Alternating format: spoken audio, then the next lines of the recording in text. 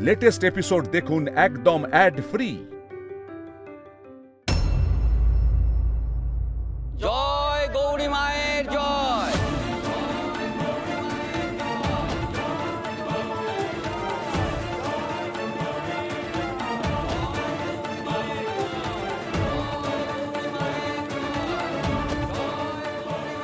আমি অনেক কেঁদে নিয়েছি, অনেক সহ্য করে নিয়েছি। এরা আমার ডাক্তারবাবুকে আমার থেকে দূরে সরিয়ে দিয়েছে। এখন আমি সেটাই করব যেটা আমার ঠিক মনে হবে। মা তো সাক্ষাৎ দেবী, না হলে কেউ মরে গিয়ে নিজে থেকে বেঁচে উঠতে পারে? মা অমর, মা কখনো মরতে পারে না। মায়ের অলৌকিক কাণ্ড শুনেই তো আমি আমার অসুস্থ ভাইকে এখানে নিয়ে এসেছি। আমি আমার ভাইপোকে নিয়ে এসেছি। ডাক্তার বলেছে আর কোনোদিন ভালো হবে না। আমার বিশ্বাস মা ওকে ঠিক ভালো করে দেবেন, ঠিক ভালো করে দেবেন।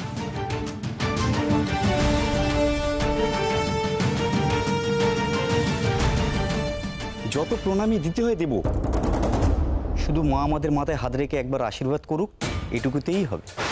বেশ, তো তাই হবে। প্রণামী এখানে।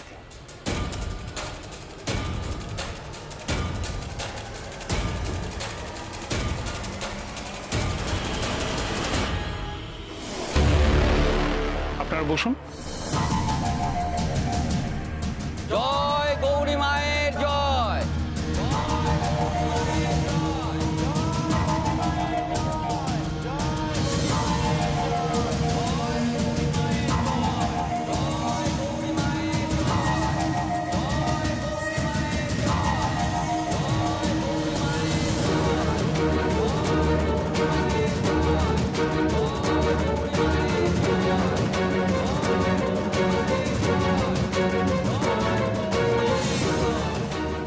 মা, এরা তোমার উপর বিশ্বাস রেখে আমার কাছে এসেছে।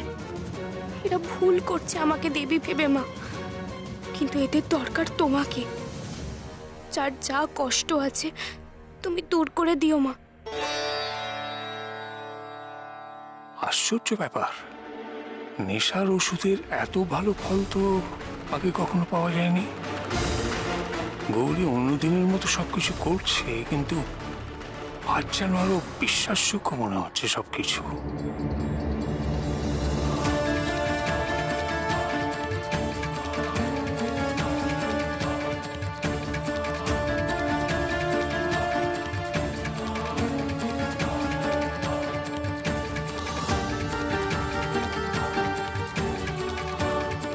মা, ও সেই বিষ্ণুপুর গ্রামের বর্ধিষ্ণু পরিবারের এক সন্তান। ওর কলেরা হয়েছে মা। ওর মাথায় একটিবার হাত রাখুন, ওকে সুস্থ করে দিন মা।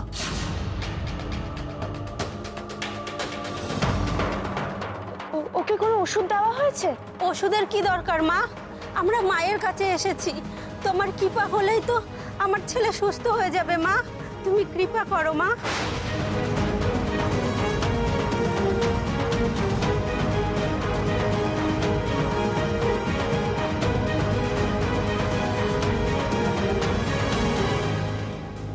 এ কি মা এইভাবে আসন ছেড়ে চলে গেলেন কেন?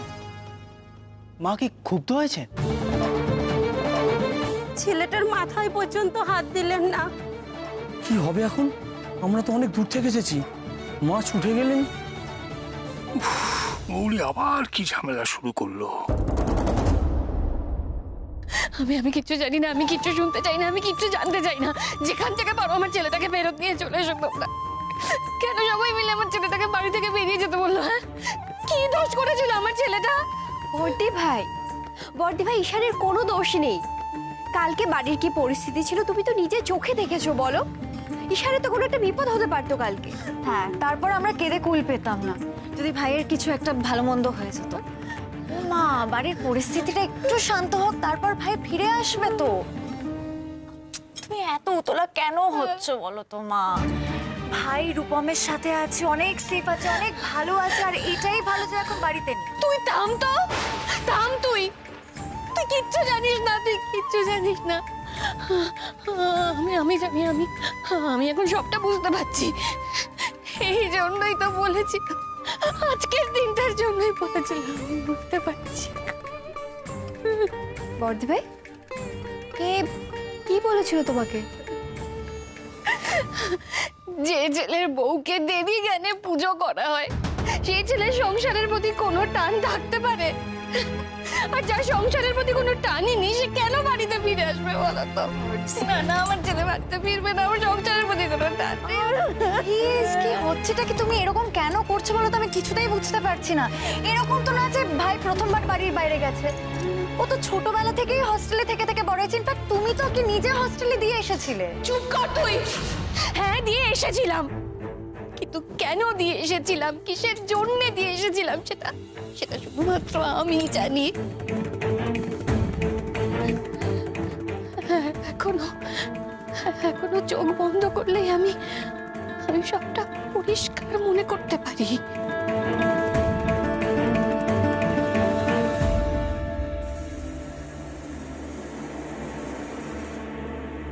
মা, ও মা, মা, ও মা,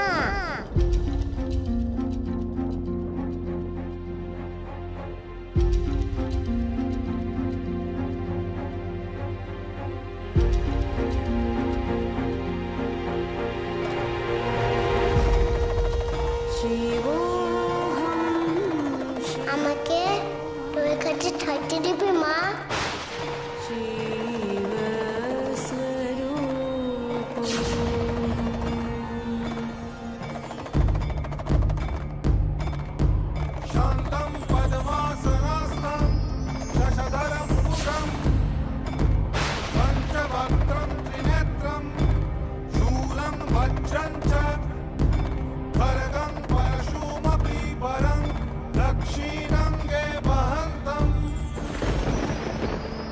এই ঘটনাই তো শেষ নয়, তারপর সেই অদ্ভুত ভবিষ্যৎবাণী আমার ভয় চিন্তাকে আরো কয়েক গুণ বাড়িয়ে দেয়। মনকে শক্ত করে আমি শানকে ঠাকুর, দেবতা, ঈশ্বর চিন্তা থেকে দূরে রাখতেই তো হস্টেলে দিয়েছিলাম। কিন্তু কি হলো? ওর বিয়ে করা বউকে সবাই দেবী বলে মানছে। নিয়তি যেন বারবার টানছে শানকে। না না, যাই হোক না কেন, পৃথিবীর রসাতলে চলে গেলেও ওই ভবিষ্যৎবাণীকে আমি কিছুতেই সত্যি হতে দেব না। তার জন্য যদি দরকার পড়ে, গৌরীকে ঈশানের থেকে একেবারে আলাদা করে দিতে হবে, চিরদিনের জন্য।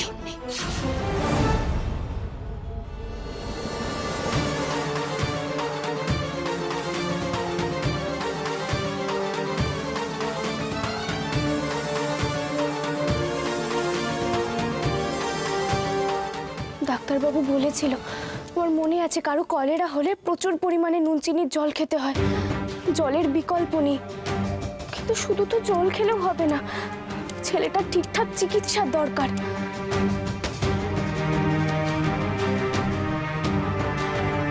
তুমি এখানে কি করছো মা? বাইরে সবাই তোমার জন্য অপেক্ষা করছে। ছোট দাদু, ছেলেটা খুব অসুস্থ, ওকে ভালো করার একটা ব্যবস্থা করতেই হবে গো। গৌরী কি আলু নেশার ঘোরে রয়েছে? থাকলে তো এভাবে দ্রুত হাতে কাজ করতে পারতো না। কিছু একটা গোলমাল লাগছে আমার, কি হচ্ছে বুঝতে পারছি না।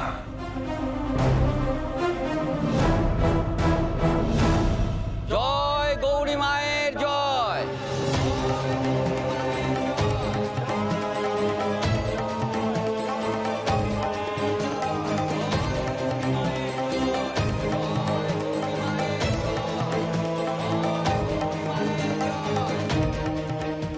আমি কি পুণ্য করেছি?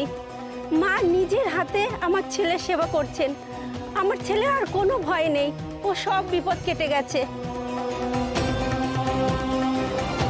মা যখন নিজের হাতে সেবা করছেন, তখন তার দামটাও তো দ্বিগুণ দিতে হবে। শুনুন, বলছি ওকে কিন্তু প্রচুর পরিমাণে জল খাওয়াতে হবে আর পরিষ্কার পরিচ্ছন্ন রাখতে হবে। আর যেটা সব থেকে বেশি জরুরি, সেটা ওকে ডাক্তার দেখিয়ে ওষুধ খাওয়াতে হবে। না না, ওষুধ খাওয়াবো কেন? আর ডাক্তারের কাছেই বা যাবো কেন? আমি তোমার কাছে নিয়ে এসেছি আর তুমি নিজের হাতে ওকে ওষুধ গুলিয়ে খাইয়েছো। আমরা আর ওষুধ খাওয়ানোর কোনো দরকার নেই মা। তুমি ওকে আশীর্বাদ করো আর একটু চরণমিত দাও মা, তাহলেই নিশ্চিন্ত। আমার ছেলের সব বিপদ কেটে যাবে, আর কোনো ভয় নেই মা। না না, এভাবে হবে না, আপনারা বুঝতে পারছেন না। ওকে নিয়ম করে ওষুধ খাওয়াতে হবে, আমি যা যা বললাম সব কিছু করতে হবে। কেন ছলনা করছো মা? তুমি একমাত্র ভরসা। তুমি ওকে কৃপা করো মা, তুমি দয়া করো মা ওকে। এরা তো কিছুতেই বুঝতে পারছে না, এভাবে কলেরা রোগীকে সারানো যায় না, চিকিৎসা করা ছাড়া উপায় নেই। কি করি এখন? ডাক্তারবাবু থাকলে একটা উপায় ঠিক বের করে দিত, আমি কি করে এদের বোঝাই?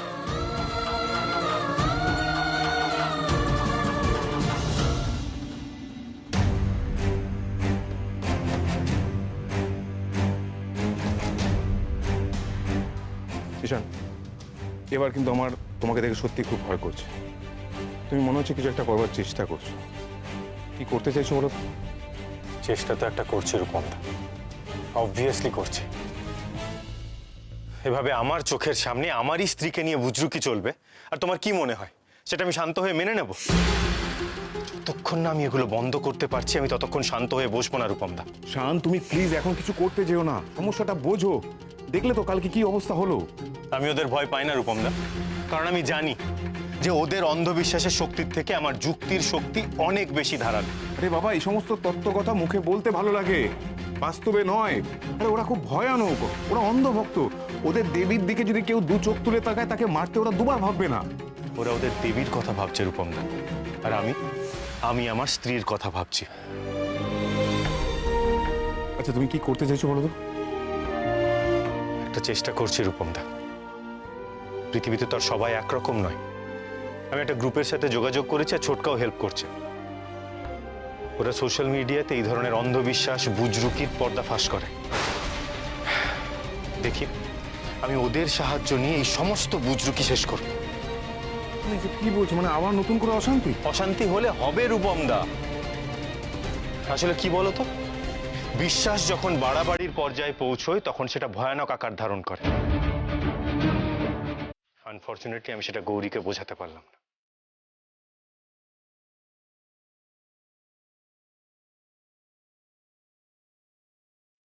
না, আপনারা বুঝতে পারছেন না, ওর ওষুধের দরকার, ঠিকমতো চিকিৎসা দরকার, শুধু আমার আশীর্বাদে হবে না। না মা, তুমিই দেবী, আমরা ডাক্তারের কাছে যাব না। পারলে তুমিই পারবে আমার ছেলেকে ভালো করতে। আমি আজ বুঝতে পারছি ডাক্তারবাবু, তুমি একেবারে ঠিক কথাই বলতে। একটা সময় মানুষের ভক্তি তাকে এমন অন্ধ করে দেয় যে ঠিক ভুলের তফাৎ পর্যন্ত বুঝতে পারে না। আমি এতদিন এটা বুঝতে পারতাম না, আজ আমি নিজের জায়গায় দাঁড়িয়ে নিজের জীবন দিয়ে উপলব্ধি করতে পারছি। এটা আমি জানি না মাও এটা চান কিনা।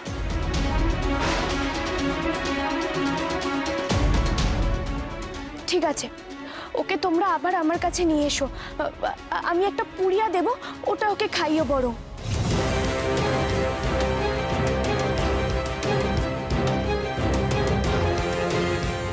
বাচ্চাটাকে ওষুধ খাওয়াতে হবে যেভাবে হোক, না হলে ও সুস্থ হবে না। জয় গৌরী মায়ের জয়।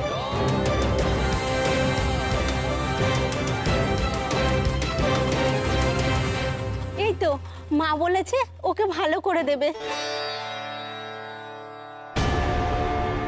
আমি বুঝতে পারছি না গৌরী যেটা করছে সেটা ভালো হচ্ছে না খারাপ। অবশ্য যা করছে তাতে লাভ হবে অনেক, কিন্তু যেভাবে ওইসব করছে তাতে কেমন যেন একটা সন্দেহ হচ্ছে। না, এখন ভক্তদের এখান থেকে সরাতে হবে, সবটা আমাকে বুঝতে হবে, ওষুধে কাজ হচ্ছে কিনা সেটা বুঝতে হবে।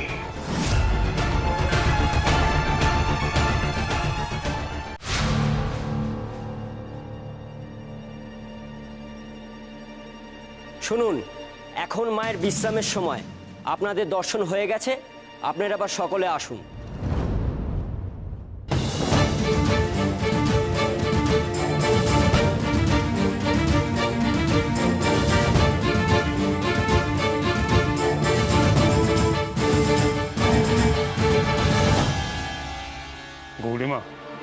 তুমি এবার একটু বিশ্রাম নাও, আমি তোমার খাবার পাঠিয়ে দিচ্ছি। না ছোট দাদু, আমি খাবো না এখন, আমার খিদে নেই।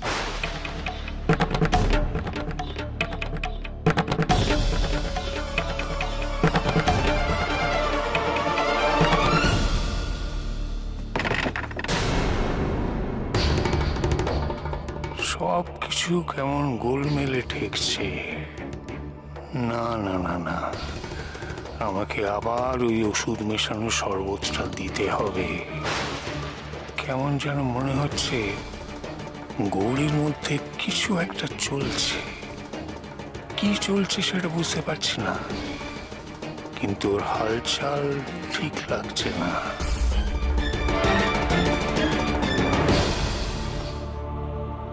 মা, আজ আমি বুঝেছি ডাক্তারবাবু সম্পূর্ণ ভুল বলতো না গো। ডাক্তারবাবু ঠিক কথাই বলতো। কোনো কিছু নিয়েই বেশি বাড়াবাড়ি করা উচিত নয়, তাহলে সেটা খারাপই হয়। অন্ধের মতো বিশ্বাস দিন দিন অন্ধবিশ্বাস হয়ে ওঠে। তখন মানুষ শুধু নিজেরই ক্ষতি করে না গো, অন্যজনেরও ক্ষতি করে। আমি আজ সবটা নিজের চোখে দেখে বুঝতে পারলাম মা, কিন্তু আমি মুখ বুঝে সবটা সহ্য করছি, কারণ যাতে ভক্তরা আমার পরিবারের কোনো ক্ষতি না করে। কিন্তু আমি আর কোনো অন্যায় সহ্য করব না মা। তুমি সব সময় আমাকে অন্যায়ের সঙ্গে লড়াই করতে শিখিয়েছো, আমি সেই পথেই চলবো মা। আমি জানি আমাকে এখানে অন্যায়ভাবে আটকে রাখা হয়েছে। মা, যারা এটা করছে তাদের তুমি শাস্তি দাও মা। আমি এবার থেকে যা করব সব সজ্ঞানে করব, আর আমি আমার ডাক্তারবাবুকেও ফিরিয়ে আনবই মা।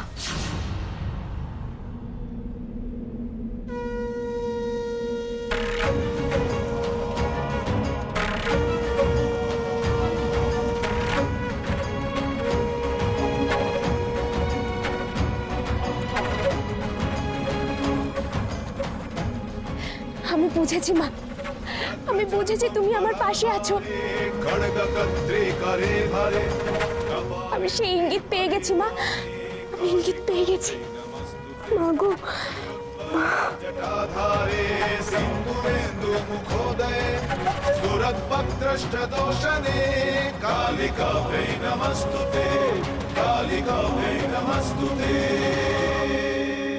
অসম্ভব, কেন মেনে নেবো আমি? সহ্য করবো না, কিছুতেই না। যতক্ষণ না আমি ওই গৌরীকে সঠিক জায়গা দেখাতে পারছি, আমি কিছুতেই থামবো না। এমন ব্যবস্থা করব না ও ঠিক ফাঁদে পড়বে। আমি ওর মা হওয়া, গৌরী মা হওয়া আমি ঘুচিয়ে দেব। কিন্তু আমি করবোটা কি? কি করবো? কি এসব কি নিয়ে এসেছো তুমি? আসলে না, অনেক অর্ডার এসেছে শৈলমা, ওই গৌরী মায়ের লকেট, ছবি, বই এইসবের জন্য। আর রত্নেরও ব্যবস্থা করতে হবে, কাকাবাবু বলে দিয়েছেন। তোমার কি মাথা খারাপ হয়ে গেছে মাধুরী? কার সামনে কি বলছো তুমি? আমি কিছু বলিনি, আমি নয়, কাকাবাবু বলেছেন ওই প্যাকেজিংগুলো আপনাকে দেখে নিতে একবার। তোমার কি মনে হয় আমি কি তোমাদের ওই গৌরী মায়ের কর্মচারী তাই মনে করেছো আমাকে? না না না না, এ বাবা আপনি কি বলছেন? সেটা নয়, আপনি হলেন গিয়ে গৌরী মায়ের প্রধান সেবিকা।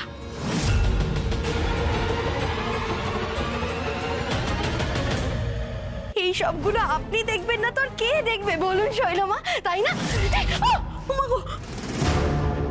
কি বললে তুমি? আরেকবার বলো। মজা করছো তুমি আমার সাথে? মজা করছো তুমি?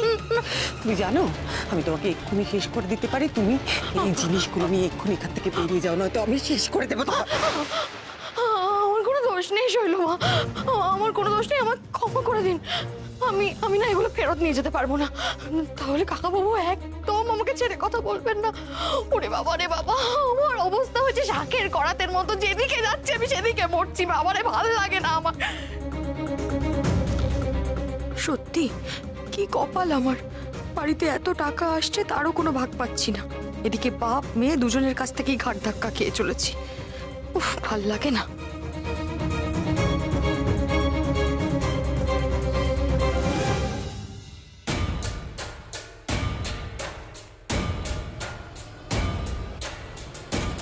প্রতিশোধ, আমার সমস্ত অপমানের প্রতিশোধ আমি নেব। তবেই আমার নাম শৈলমা।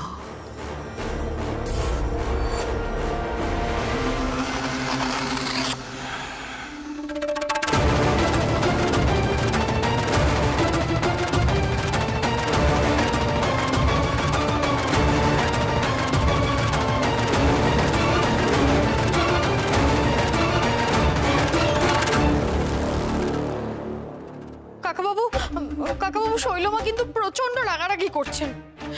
হ্যাঁ মানে আপনি ওনাকে যে কাজটার দায়িত্ব দিয়েছেন না, উনি সেটা করতে রাজি নন, উনি করবেন না বলে দিয়েছেন। তোমাকে দিয়ে কোন কাজটা হয় বলো তো? একটা কাজ তুমি ঠিক মতন করতে পারো না। তোমাকে বলা হয়েছিল গৌরীকে সময় সময় এই শরবতটা খাওয়াতে। এটা যদি করতে তাহলে আজকে এই অবস্থা হতো না। আমাকে তো আপনি অন্য কাজ দিয়েছিলেন। মুখে তর্ক করো না, যাও গৌরীকে এক্ষুনি মন্দিরে ফিরিয়ে আনো, যাও।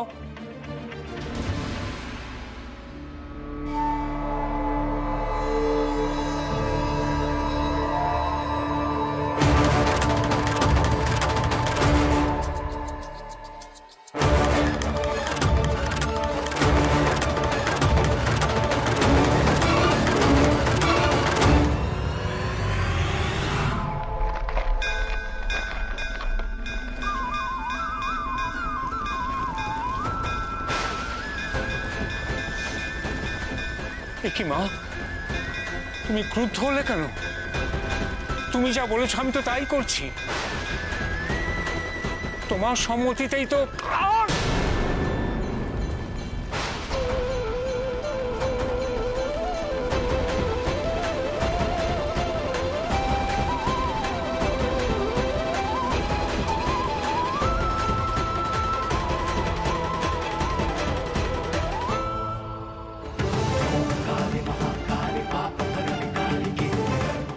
ছোটদাদু,